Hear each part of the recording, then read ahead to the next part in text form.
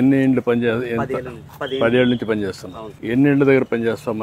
పొడి చెత్త, తడి చెత్త 350 ఇల్లు హౌస్ హోల్డ్స్ వరకు నాకు తడి చెత్త పొడి చెత్త వేరు చేసి అవకాశం. నీకు ట్రై సైకిల్ ఉందా? ఏముంది? నాకు పుష్ కార్ట్ ఉంది. పుష్ కార్ట్ మా ప్రభుత్వం వచ్చాక కొత్త పుష్ కార్ట్లను బిన్స్ ఇచ్చారు సార్. ఈ తడి చెత్తకి పచ్చ డబ్బా ఉపయోగిస్తుంది, పొడి చెత్తకి నీలం డబ్బా ఉపయోగిస్తుంది. ప్రమాదకర చెత్త ఉంటుంది, ఒక గ్లాస్ పగిలిపోయిన గ్లాసులు కానీ, హాస్పిటల్ వ్యర్థాలు కానీ. ఇప్పుడు నీకేమనిపిస్తుంది? నేను ఏళ్ళు పనిచేసావు కదా, ఏంటి నీ మొదట్లో అయితే కొంచెం సిగ్గుగా లేదా ఇబ్బందిగా అనిపించేది సార్. కరోనా తర్వాత ప్రజలు మారారు సార్. దాని తర్వాత మాకు వాళ్ళకి కొంచెం రిలేషన్ కూడా బాగుంటుంది సార్. ప్రజలు మేము అనుకున్న విధంగా వాళ్ళు సహకరించడం కానీ, ఇదివరకు తడి చెత్త పొడి చెత్త అంటే వాళ్ళు పట్టించుకునేవారు కాదు. ఈ కరోనా తర్వాత ప్రజలు కొంచెం. ఎంతమంది పని చేస్తున్నారు మొత్తం మీరు? సార్ ఇక్కడ 190 మంది పనిచేస్తున్నారు మొత్తం మున్సిపాలిటీ. ఇప్పుడు ఆధునికమైనటువంటి పనిముట్లు ఏమైనా పెట్టారా ఇక్కడ? ఇక్కడ ప్రస్తుతం అయితే ఇంకా రాలేదు సార్, కానీ ఏంటంటే ఇంచుమించు భవిష్యత్తులో. ఇప్పుడు మీరు చెత్త ఇది చేసినాక ఎక్కడికి పంపిస్తున్నారు?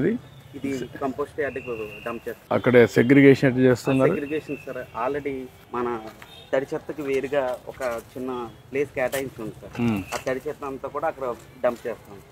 పొడి చెత్తకి మాత్రం సపరేట్గా దాన్ని రీసైకిల్ కింద మట్టిలో పూరికిపోయిన తర్వాత రీసైకిల్ చల్లించి ఆ పౌడర్ని వేరు చేస్తాం. ప్రస్తుతం అలా జరుగుతుంది సార్. అంటే దాన్ని ఇంకా మనం ఏం చేయాలో వర్కౌట్ చేయాలి. అంటే కొంతకాలం అయ్యాక అది మట్టిలో పూడుకున్నాక దాన్ని రీసైకిల్ కింద సర్కిల్ చేస్తాం. మీ పిల్లలు ఏం చేస్తారు? నాకు చిన్న పాప సార్ ఎల్కేజీ చదువుతుంది. ఎల్కేజీ చదువుతుంది. ఎక్కడ చదువుతుంది? ఇక్కడ మాకు తెలిసిన స్కూల్ ఉంటే అక్కడ జాయిన్ చేస్తాం. అక్కడ చేసాం. మీ భార్య ఏం చేస్తుంది? భార్య ఇంటి దగ్గర ఉంటారు. ఇంటి దగ్గర ఉంటారు.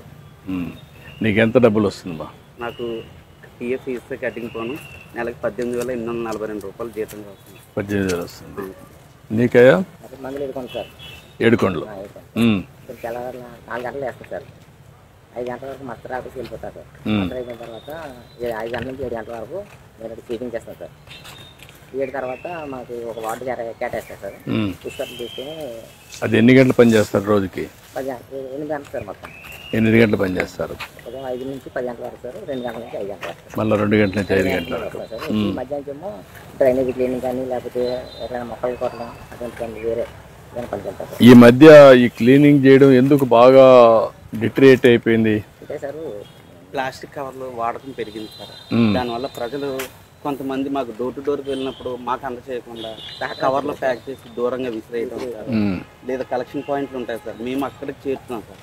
వాళ్ళు డైరెక్ట్గా బండి మీద వెళ్తే అలా విసిరైపోవడం అలా చేస్తున్నాం. ఇప్పుడు మీకు తెలిసినంత వరకు పరిశుభ్రంగా ఉండాలంటే ఏం చేయాలి?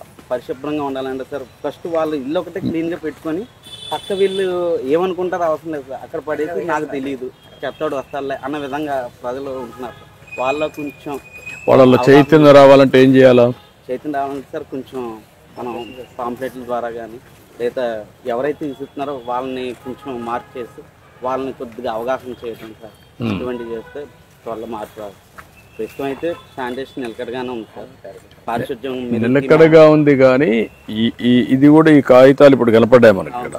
అంటే ఇవి బాధ్యత ఊర్ల నుంచి చాలా ఎక్కువ మంది జనం వస్తారు. మా వచ్చినప్పుడే ఇవన్నీ కలెక్ట్ చేయడానికి డస్ట్బిన్స్ పెట్టేయడం, అవి మనం మళ్ళా ఇచ్చేయడం, ఒక పరిశుభ్రం వాళ్ళలో కూడా అవేర్నెస్ రావడం, రోడ్డు మీద వేయకుండా ఎత్తుకొచ్చి డస్ట్బిన్లో వేయడం. జపాన్లో ఏం చేస్తారంటే చెత్త ఏదైనా ఉంటే కాగితం రోడ్డు మీద తీసుకొని పర్సులో పెట్టుకొని ఇంటికి తీసుకుని డస్ట్బిన్లో వేస్తారు. అది ఒక బాధ్యత వాళ్ళది. మన దగ్గర ఇంట్లో ఉండి చెత్త రోడ్డు మీద వేస్తాం, ఇదే వచ్చింది. పక్కింట్లో కూడా వేసేస్తారు, అక్కడే వస్తాం సమస్య. బాధ్యతగా ఉంటున్నారు. కరోనా తర్వాత అయితే పరిస్థితి సగానికి సగం పైన మారింది సార్.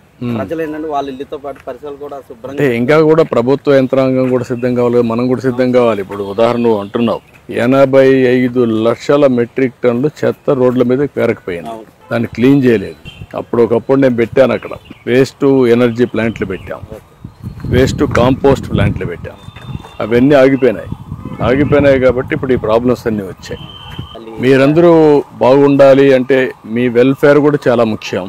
ఏం చేస్తే బాగుంటుంది మీ అందరికీ? మాకు ఉన్న సమస్యల్లో 62 ఏళ్ళ తర్వాత రిటైర్మెంట్ తర్వాత మాకు ఒక్కసారిగా శాలరీ కోల్పోవడం, కుటుంబం మొత్తం శాలరీకి ఆధారపడి ఉండడం వల్ల ఇబ్బంది పడుతుంది. అది ప్రభుత్వం తరఫున ఏదైనా సహాయం రిటైర్ అయిన తర్వాత ఇప్పుడు పిఎఫ్ఐని కడుతున్నారు కదా మీరు? కడుతున్నారు సార్. కట్టినప్పుడు అది వస్తుంది కదా మీకు? అంటే సార్ అప్పటికి ఏంటంటే కొన్ని మధ్య మధ్యలో పెళ్లి పిల్లల అవసరాలకు కానీ చదువులు కానీ అవి వాడకం అయిపోతుంది సార్. దానివల్ల ఏంటంటే అది చివరి వరకు రిటైర్మెంట్ వరకు వచ్చే అవకాశం లేదు, భద్రత కోసం. పద్ధతి వస్తుంది సార్. ఎందుకంటే ఒక్కసారిగా ఇప్పుడు వచ్చే 18,000 ఒక్కసారిగా ఆగిపోతుంది సార్ వచ్చే నెల నుంచి.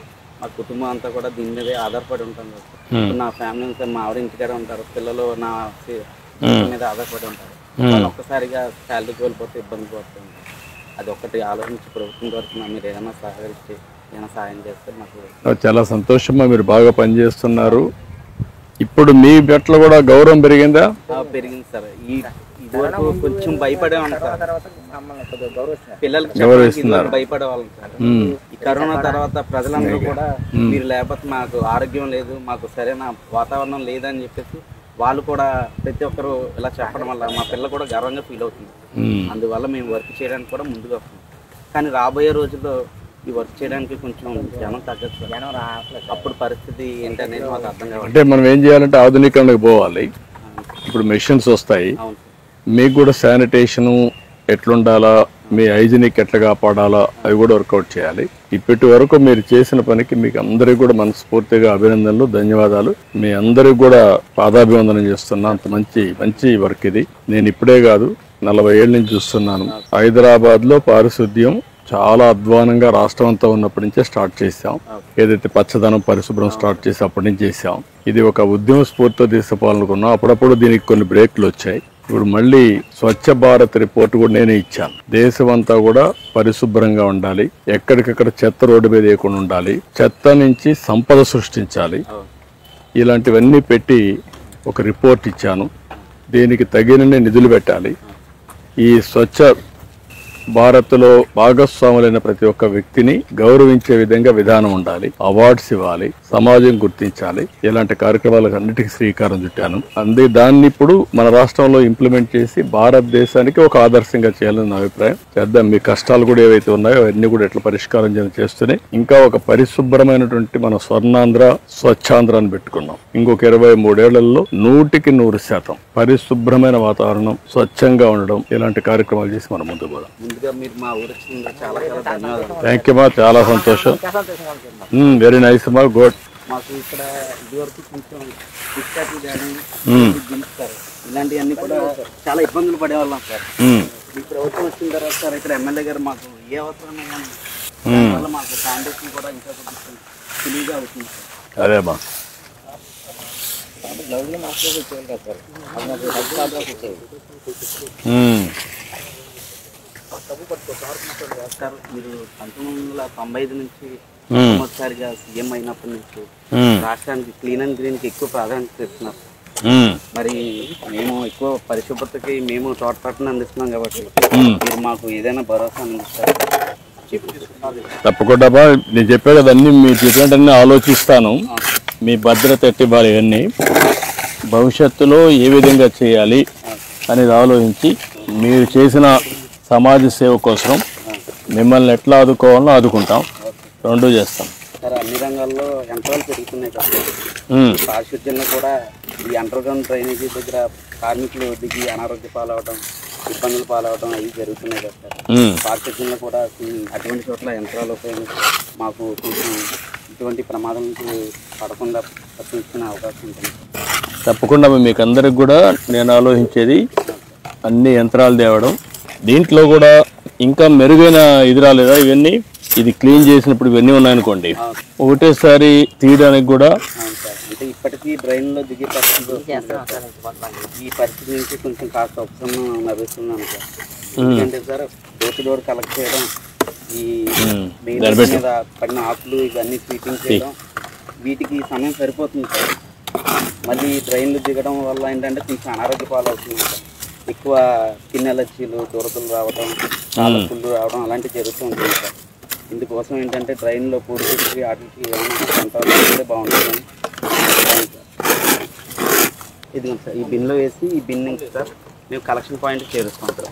ఆ కలెక్షన్ పాయింట్ దగ్గర సంబంధిత వెహికల్ వచ్చి దీన్ని కంపోస్ట్ చేరవేస్తుంది.